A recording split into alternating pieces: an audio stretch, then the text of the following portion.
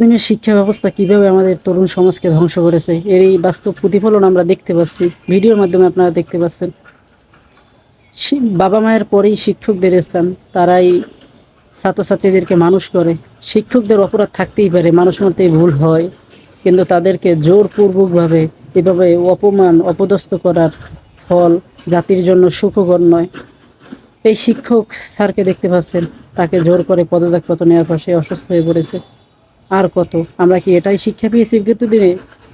এটাই কি আমাদের পূর্ব দিনের শিক্ষা শিক্ষানীতি ধ্বংস করার মূল কারণ, এর ফল?